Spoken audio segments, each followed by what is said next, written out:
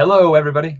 Jared here from the Nerdnighters. I'm going to do a quick unboxing of Specter Ops, which has come in from Plaid Hat Games today in the mail. So we're going to open this thing up. Forgive my shaky camera because I'm doing this on my desk. We are opening up this box, and we're going to evaluate this copy of Specter Ops as it came from our friends at Plaid Hat, and of course my good buddy Emerson Matsauchi, who is probably the nicest guy in the entire world. So here is Specter Ops, and here's a little promo card as well. So here's Specter Ops, still in the shrink wrap. Boom, looking as gorgeous as you might ever expect it to look.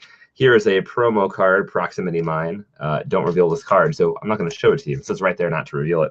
We're going to pop this bad boy open real quick. We'll just cut it with the skizzers, open up the box, and see what all is inside it. So I imagine there's going to be a board. I'm cheating. I saw all this stuff at Gamma Trade Show in Las Vegas a few weeks ago, but I'm still really excited about it because Specter Ops is just a bonkers game. I think this might be the game that I'm most excited to receive for 2015. It's certainly on the short list. The box is open, and this is what it looks like as soon as you open it up. We've got Specter Ops Shadow of Babel. Looks like we've got a document here sort of explaining what's going on. It is, in fact, a rule book. We've got the introduction and the components, the game setup initially. You guys can take a look at that right there. Boom.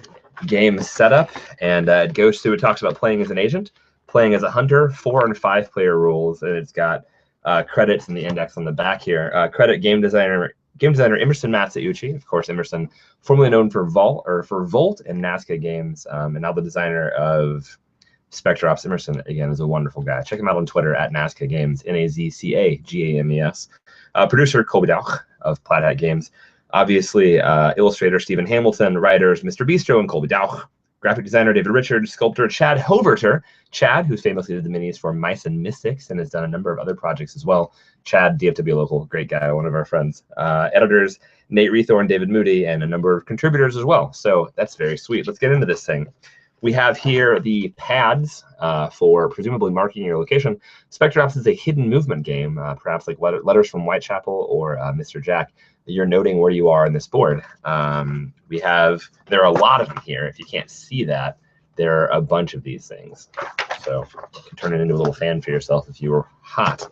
We have some tokens, some punchboard tokens. Boom, looks pretty cool. I don't know what that is. Looks like a car or something, but I like it. And then we have the board. The board is one of the most just attractive and beautiful things I've ever seen. It has this holographic shine on it, which you're not going to see in video, but it really is just beautiful. And what I'm going to do is I'm going to set it down here and move the camera so you can take a look at it. Here is the board, and it is gorgeous. All the numbers are reflective, which creates a really cool sort of holographic effect.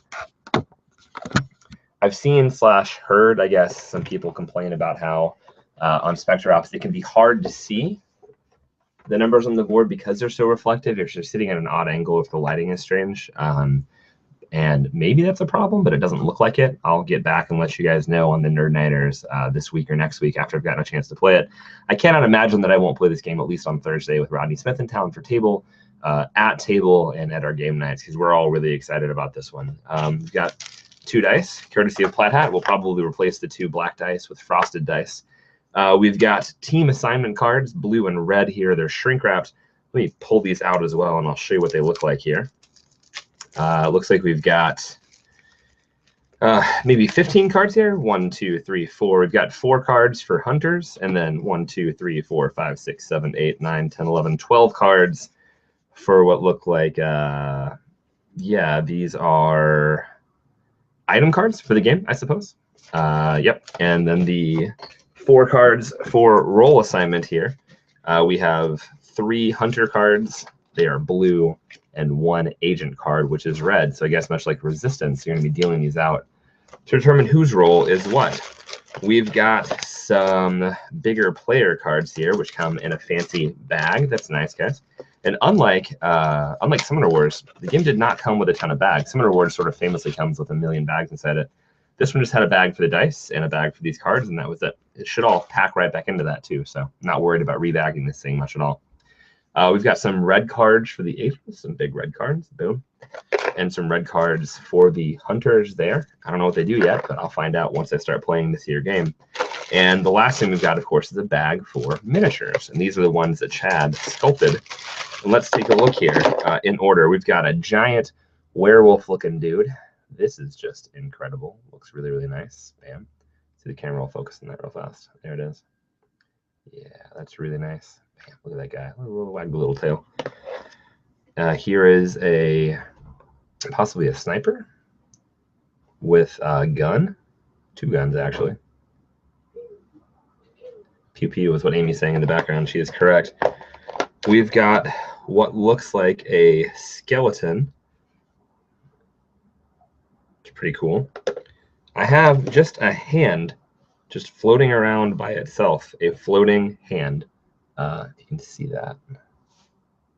Come on, camera. That's not going to show it. It's just a little hand floating around by itself. We've got kind of a Doc Ock looking woman with claws jumping around. It's pretty cool. Q.